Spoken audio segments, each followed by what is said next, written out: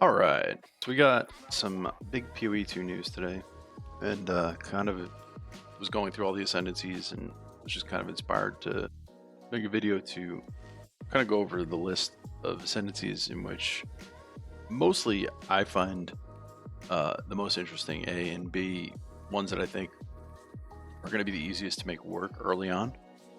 Um, so I've kind of put together a list here and just kind of wanted to go through and rank them based on that. Give you a sneak peek at the list here real quick. This is it. Yep. I'll go over it in detail. If you want to pause there, you can take a look.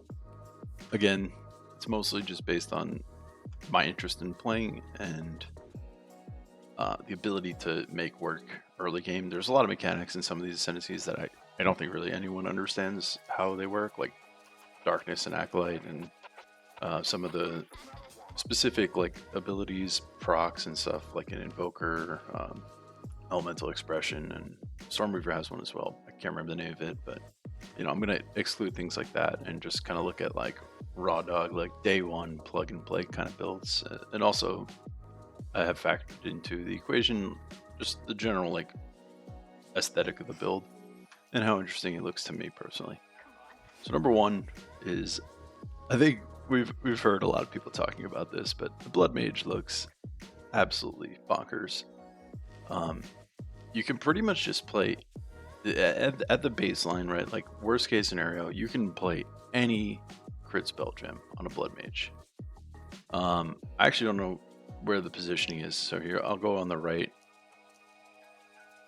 Gore Spike is just going to give you basically huge synergy with life stacking. So it's a defensive and an offensive node, right? You're incentivized to take life and build up your tankiness through that, which I think is going to be one of the, unlike PoE2, I think life, just like pure life, is going to be like one of the biggest defensive mechanics that we have.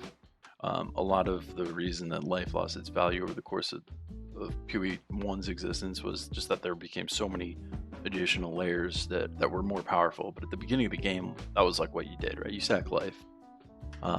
So yeah, I think life is going to be huge, and this whole build this whole ascendancy is just kind of revolving around stacking life and crit. Sanguimancy is a little complicated at first, but it's pretty simple. Basically, when you kill enemies, they have a chance to spawn a life remnant, and when you pick up these remnants, they grant you, I think, yeah, life remnants grant you life, which can overflow maximum life. So it's going to heal you and overflow your life. I'm sure this information's out here. I don't know exactly how overflow works. I've heard it's kind of OP, like potentially with other stuff on the tree, doubling your life if you're able to sustain this. I doubt it. You're going to have, 2x HP, but also when you crit, it spawns a life remnant every few seconds, so it kind of more synergy with crit here. But the main reason we're going crit is Sunder the Flesh. This is like effectively doubling the crit chance for like low crit skill gems. I think like this to me looks the most appealing because you can just plug in almost any spell skill gem as you're playing through PoE2 for the first time and really experiment with a lot of gems. You're going to be able to have a lot of different skill sets. Like you can have, since you're scaling your damage mostly here with crit and life, you don't have to commit to fire damage or lightning damage or cold damage. Like you can literally try any spell gem as you play through. So to me, like this is going to be one of the most flexible options. There is also this here, which I know a lot of people are excited about, Blood Barbs. This allows elemental damage to contribute to bleeding magnitude. I think this is going to be really cool, but early on, I don't see a lot of value here just because getting 100% bleed chance, you're going to have to invest a lot, or crit chance, which I think is less realistic, but because of how difficult it is to get to, I mean, I have no clue, but I just assume that getting 100% crit chance is going to be on a caster is not something that's going to happen, and if it did, you'd basically be using all your all your resources to get that and not scaling the bleed damage. I think it's more likely that you'd be targeting 100% chance to bleed. But again, I haven't seen the passive tree, so it just seems like a lot of investment. Could be some unique OP, like OP uniques that give you a ton of bleed chance. I don't know how that's gonna work, but the safe bet here is just play any spell crit gem, go Sanguimancy, Gore Spike, Sunder, what is it? Sunder the Flesh and Vitality Siphon. This is potentially something you could drop once you find like a source of leech elsewhere, but who knows how available, accessible that's going to be. So yeah, Blood Mage number 1. Number 2, Infernalist. Infernalist is just a really cool looking summoner.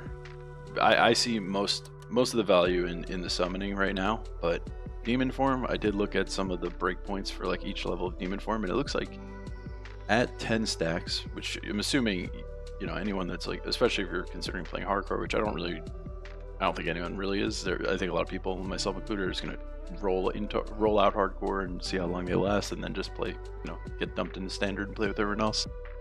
But at 10 stacks of Demon Flame, I could be off here, but I was looking at something I saw on Reddit, and it was like 100% increased spell damage, 16% increased cast speed, and +4 gem levels. So if you're sitting at 10, that's really strong. You do lose 10% of your life per second, I believe. There's some kind of, I don't know if it was like maximum life or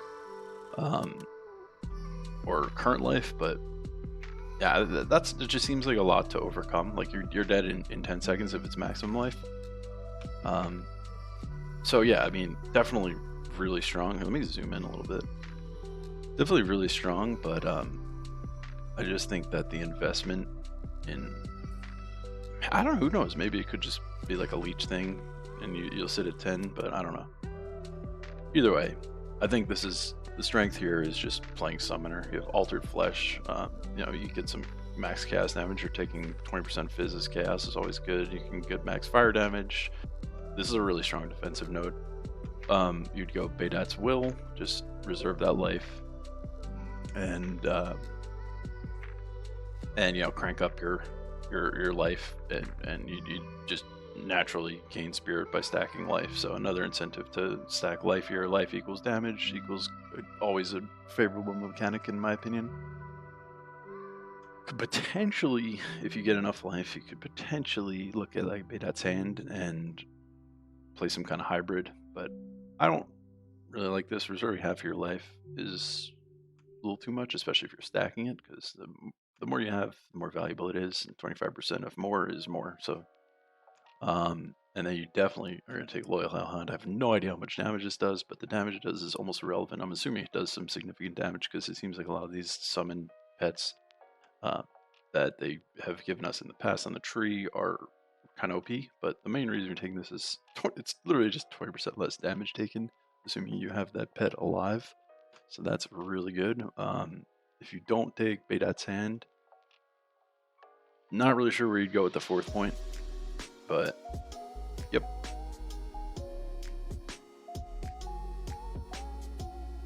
That's pretty much all I got there. I think it's gonna be really it's kind of like Blood Mage in terms of just being able to plug and play any summoner skill gem that you want as you're leveling through. I think that's really cool. So if you're into summons, like obviously the Infernalist is the obvious pick here, but I think it'll be cool because it's got some nice defensives, actually kind of insane defensives, and it was just going to be like the spirit class, right? So you can hop into any old summoning skill that you want, try out skeleton, try out golems, whatever there is. And again, not really sure on like what gems there are, but this looks awesome. Number 3 is the Titan. This is going to be, I think, the ultimate beginner class. I think like you just go Ancestral Empowerment, Earthbreaker, Stoneskin, and Mysterious Lineage, and you've got like just the melee slam boy. You know, like it's kind of crazy.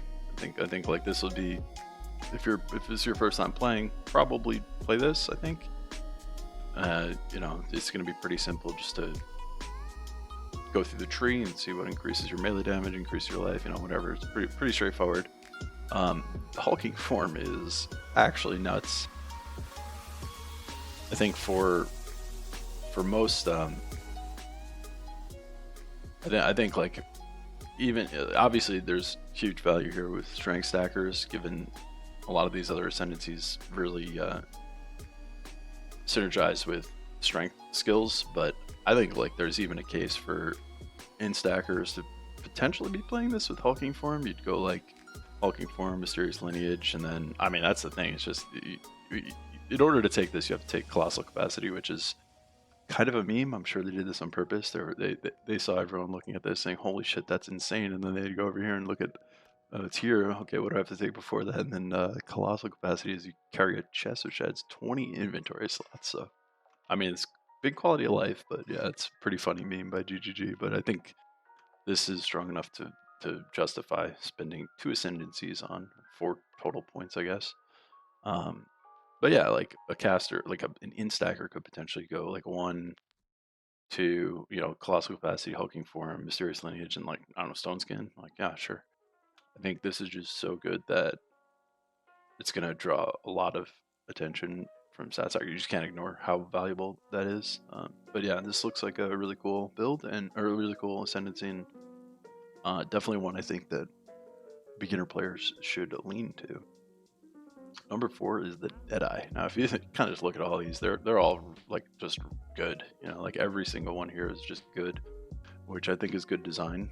I love being able to like justify picking one over the other, because like sometimes you look at Ascendancies and you're like, okay, if I'm playing this build, I'm definitely not taking that. But like almost all these, you basically make the decision when you're playing a Deadeye: do I want to play Point Blank or Far Shot? After that, the world is your oyster. You're probably going to be taking Tailwind and Windward, so it really only kind of leaves you with 1 point to play with. Of course, you could not play a ranged build, and well, then you'd be taking Point Blank. But my recommendation here is that Eagle Eyes is insane. So you'd go Eagle Eyes, Far Shot, and then probably just the 2 Gathering Winds and play any ranged attack skill. But again, these are all really cool. I don't fully know what the benefits from consuming Frenzy charges are going to be, but I know they have some like Power Charge and Frenzy Charge consumption mechanics that could potentially be really OP. But yeah, I mean, it's weird that you'd be playing a Deadeye and potentially not taking Endless Munitions, because that's like kind of the reason to play, other than Tailwind, of course. But yeah, Deadeye, really good. Another probably strong starter Ascendancy. Number 5, this is like, I think this overall, the Stormweaver is pretty weak. Exposure, I don't think is nearly as important as it was in PoE1, because I think there's a cap on resistance penetration. So I think it's 60 too. So this is I guess nice if you have exposure in this, and like you're almost there. So you don't really have to worry about penetration too much beyond just taking this. That's cool. But I think for the most part, the value here is going to be just playing like a lightning mana stacker with Strike Twice, Shaper of Storms, and then the Arcane Surge, the 2 Arcane Surge nodes, Constant Gale, which just gives you Arcane Surge, and the Force of Will, which increases the effect per 15 maximum mana. So you're getting huge shocks without having to scale crit, and just you're scaling up the Arcane Surge with mana. The problem here, the biggest problem is, I think you can only use 1 Archmage support, so you gotta just kind of pick like 1 skill, which I think is going to be a huge negative in PoE2, because the way the game is presented is that you're going to have the ability to use a lot of different skills, so kind of just only having 1 to clear and single target with is going to be a little weird. I think if you could use multiple Archmage supports, then that makes this probably like S tier, but since you can only use 1, I think it limits it quite a bit. But yeah, this Ascendancy, like when I first looked at it, there certainly could be some value in like the Tempest Caller with Elemental Storm, and then the cooldown recovery. I'm not really sure. Again, just don't really know how some of this stuff works yet. So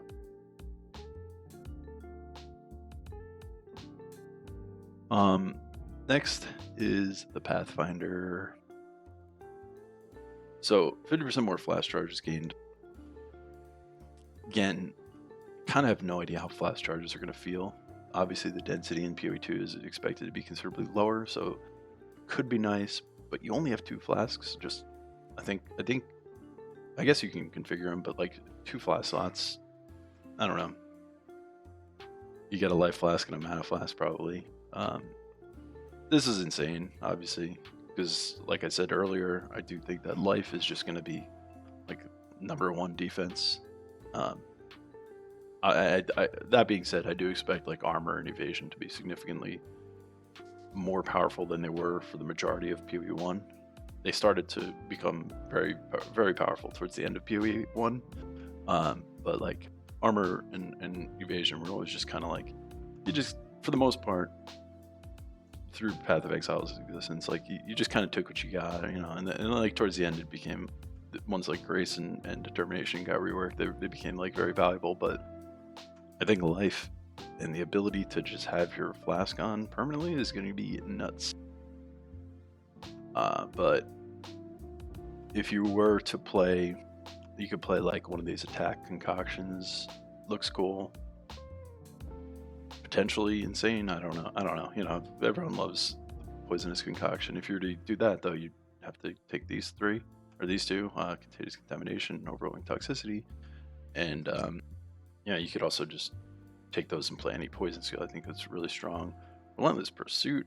I'm assuming this is going to make you immune to stuns and freezes, so that would be insane, but I could be wrong there. I think historically your speed is unaffected by slows. Does that count? Freeze definitely counts as slow. I don't know about stun, but yeah, so that makes you freeze immune, I guess. Maybe. Don't want to spread misinformation here, but that's my assumption. Running Assault, I feel like this should be a little higher, maybe 50%. And then there's just always the option to get 5 passive skill points, which is cool. But yeah, Poisonous Concoction could be awesome. I kind of I like the Shattering Concoction. This looks cool. But if I were to play Pathfinder, I would go, you know, just kind of whatever poison skill with Contagious Contamination, Overwhelming Toxicity, and probably, yeah, definitely Relentless Pursuit. And then I'd love to get Enduring Elixirs, but I just don't know. There's a lot of really good notes here. I think Pathfinder is this. I feel like changed a lot since even the reveal when Jonathan did the thing. Because like this looks totally different, but I don't know. It looks really good. Next is, man, I have this here, but this is probably controversial. Warbringer. I have no idea what totems are going to be like, but I kind of have like this idea in my head. The war crier, the war caller's bellow.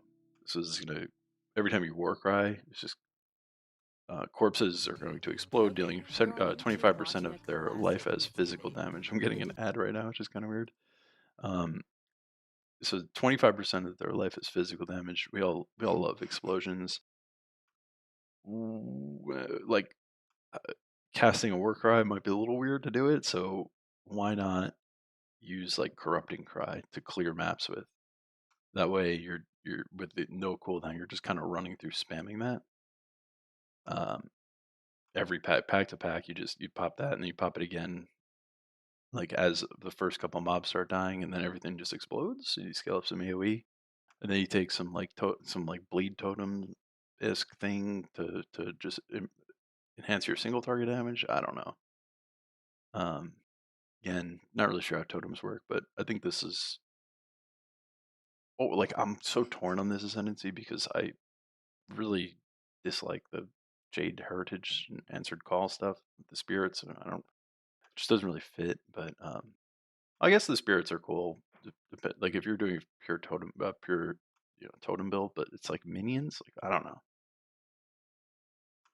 We'll see. But yeah, I really only see this being. This is kind of like a niche pick, and I think this is kind of where the real value is. The Warcrawler's Bellow. Number 8 is the Witchhunter. This is like, to me, if you actually look at everything, it's kind of bland, but Well, first of all, I have no idea what weapon set skill points are. So like this could, I have actually no clue what this does. Um, but like you get Calling Strike, Decimating Strike. Like this is like a decent amount of. I mean, it's insane damage on when you're mapping, right? Like this is you're gonna do like 30% instantly remove 30% life from every normal enemy, 20% from magic enemies, and 10% from rares. I mean, really the problem here is how hard it was nerfed against uniques, Calling Strike specifically, but they introduced Decimating Strike, which is like the opposite effect. So at the beginning of the fight, you pretty much like while you're mapping, this is going to be insane for mapping. You're just going to like whatever it is, like it just drops immediately to 30 to whatever like normal trash mob it is. It's going to instantly drop to 70%, and then you have to do 40% of its total life, and then it dies again when you get to 30%. So like that's you're pretty much guaranteed to like one shot every normal mob, and then magic mobs to a lesser extent, rare mobs to a lesser extent, and then the uniques it kind of turns out to just be like 10% more damage between two ascendancies, which is not great value, but I think like overall this would be a nice class to play. Like the Witchbane with the maximum concentration, which reduces their cooldown recovery rate. Um, really valuable on probably some of these bosses that are going to have a lot of like scary abilities. I think. Um, I sorcery ward like yeah, I think it's probably gonna be really strong, but this line scares me. The less armor and evasion rating. I don't know, but I do think that just with Culling Strike, Decimating Strike, and then the two concentration nodes, this is you could probably just play any skill with this and have a pretty strong build. But it just seems a little bland, unless like weapon set skill points or something insane. But no idea. Did you know there's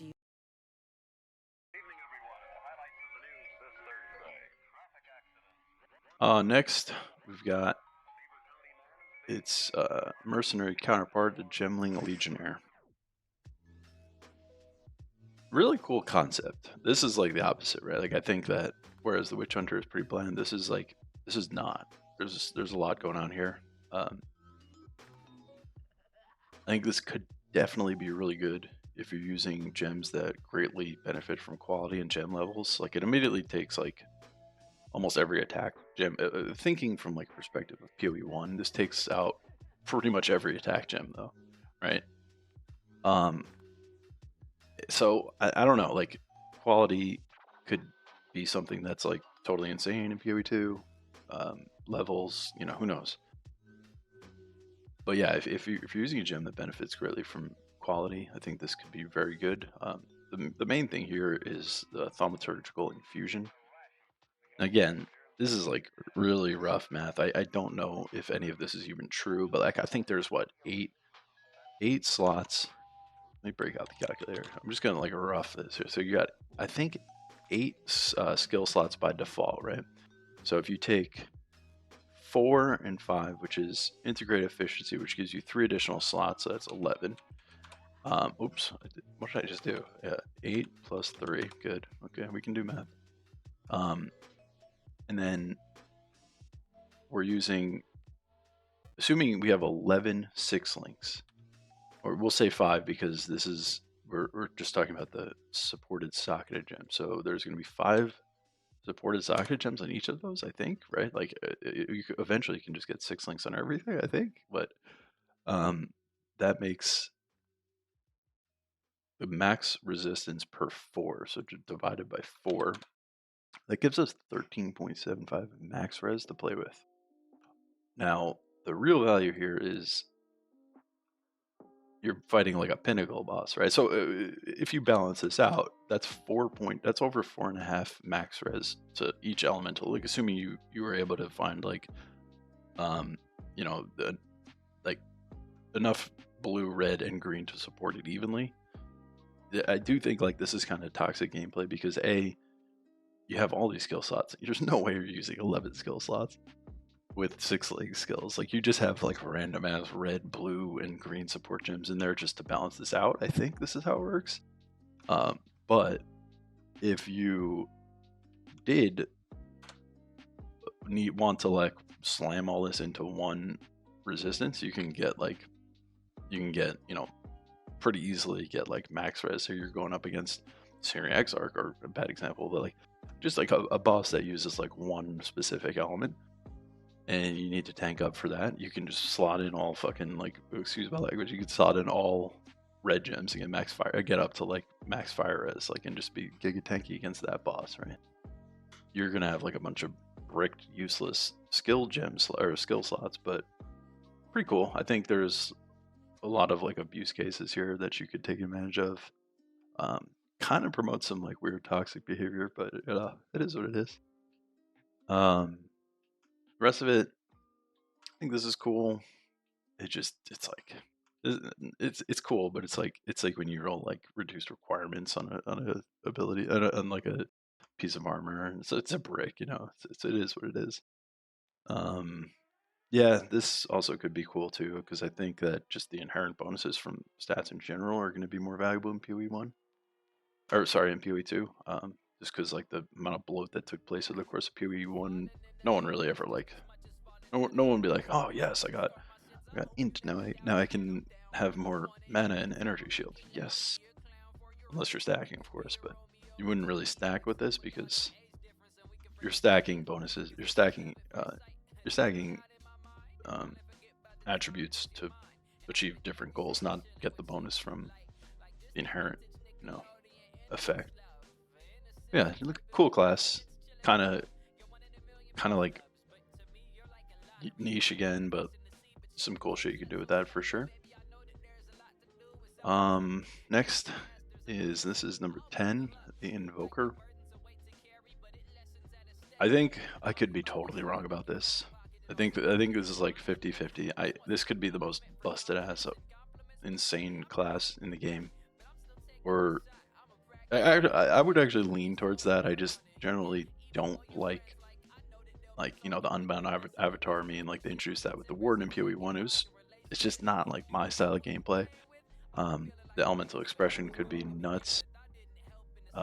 There's definitely a lot of really strong things here. I don't love it. If you get like a GG status garb and you have like, and the scaling works out to be like you get significantly more spirit from this than you would on like just normal equipment. You could also potentially have like a ton of auras, or even be like a better version of a summoner. I don't know.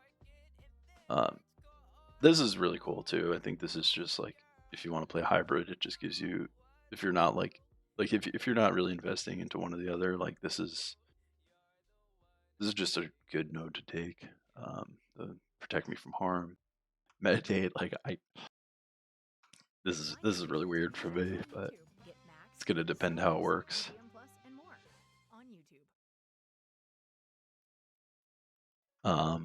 Yeah. Again, penetrate elemental resistances. Like if you read this, you'd be like combing if you were playing PoE 1, but I think the penetration is just less valuable in PoE 2. I think the biggest question mark is the elemental expression. Seems cool. Do some like stat stacker and get like each stat has like a different elemental attack associated with it. So it just says the chance for an explosion is proportional to your stat, but I would like to see the damage also increase with the stat. I'm not really sure how that works, but yeah, could be cool. This is number 11 is the Acolyte. Now, I just don't understand this class, and that's a me problem. If you want to play this, that's awesome. I see a lot of value in the darkness stuff, but I just have no idea how it works. You know, like it could be absolutely insane. It better be, considering it's going to take up 75% of your ascendancy points, because there's no way you're taking like just one or even two or three, or sorry, one or even two. You have to take all three, right? I really just, it's hard to like gloss over the mana leech nodes. Like these are really cool. Just like, you know, any generic CI build, like you get an instant, you get a source of mana leech, and then you're just leeching energy shield too. It's cool. You know, reality rending. This is like the trickster, just general like damage as extra, but in this case, chaos damage. It's really cool. The breach stuff, like, I'll read this stuff, and yeah, sure, it looks cool, but how does anyone really just want to like randomly enter a breach? I don't know. Maybe. I think if this were consolidated into like 2 points, it would make more sense for this, just because like you can go, take the 2 mana leech ones and then get darkness, or I don't know. You just kind of it's a really awkward tree, right? Because you're just either forced to do like the breach memes, or you have to like commit to the darkness, and then you take like what? I mean, I guess obviously like reality rending, or if you're playing hybrid and care about cast res, like that maybe that, I don't know. But what if you're, I don't know. What if you're not playing it? I don't know. It's kind of all over the place, and I just don't truly understand the breach memes. And then last but not least, but certainly it is least interesting, in my opinion, is the Chronomancer. Just generally not my cup of tea, and I do see like a lot of value with the footprints in the sand. Like this is like alter time from WoW, I guess, except you don't even have to like precast it, so it passively leaves after images that you can revert to. I don't know how often it's going to cast these passive images, but I see like